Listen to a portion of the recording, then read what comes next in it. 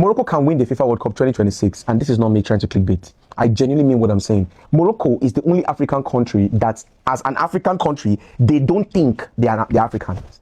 They don't think they're Africans. I've been to Morocco before. I've seen the way they think. I've seen the way they play. I've witnessed them play real life, in real time, and on virtual or whatever mode I've seen them. These guys are different.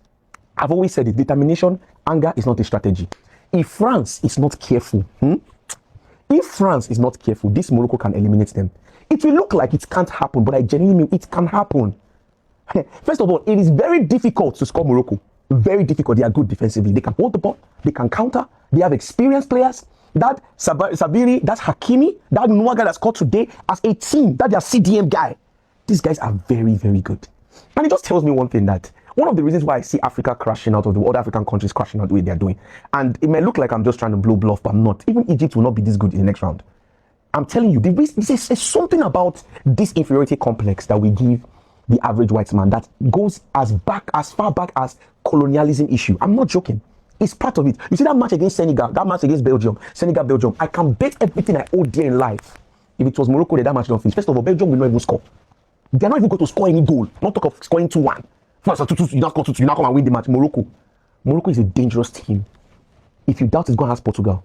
I didn't say that out of banter. I mean what I'm saying. It just shows me the extent to which Africa can achieve a lot if only we can mentor one another to drive our energy and our strength and our knowledge from within and not from the representation of how people see us.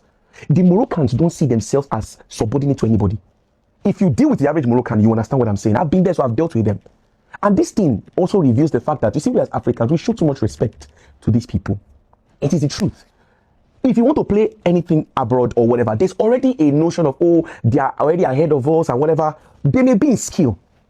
Okay, Verde showed you that heart can get you the win. The average Moroccan cannot speak proper English. Go and check it. They speak their own language. Their English is funny. You'll be hearing, oh, my friend told me they come meet me downstairs. That their English is not good, right? But in Nigeria here, just because you fail the test of the technicality of English language, they think it automatically means that, okay, this person is not intelligent.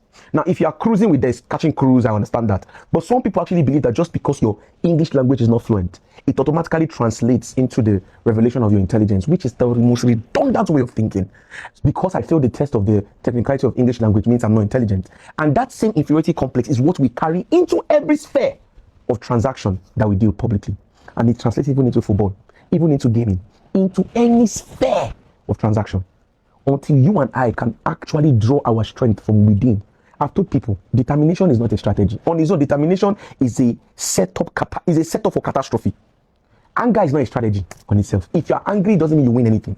They will beat you with your anger back home. Anger is not a strategy. Catastrophe is not a strategy. Those things are not a strategy.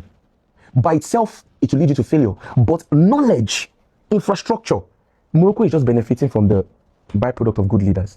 Go to their country, the roads, the way they think, their stadiums. They lack nothing. And they're only doing better. Why do you think they're the only ones that has been hosting AFCON? How many African countries can host AFCON the way they do?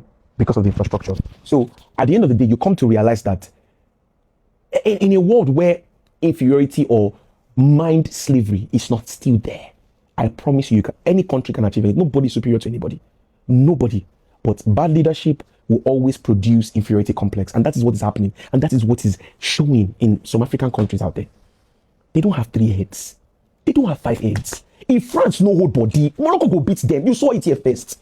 I'm not joking. This Morocco team is dangerous.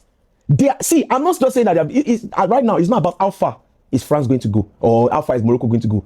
It is Morocco can win the World Cup. If you ask an average Moroccan now, ask those players that how far do you think you can go? I bet you they'll say, what do you mean how far? We are winning the World Cup. That's how they think. The average African content creator, when all African countries are lined up, don't lie. We don't assume that any African country can live the World Cup. It's not in our mind. It's not even in our frame of mind. I'm telling you, Moroccans don't think that way. Moroccans think that they will win the World Cup. That's what they think. That's how they see it. You first need to see it in order for you to activate it. That's why they were crying after the match, because they genuinely thought they were going to beat Argentina. Well, I don't want to go too much in philosophy, but one of the reasons why African countries are bowing out the way they did is nothing more short of inferiority complex. We still have those things there. That's what it's mind. It's mind. It's here. It's all here.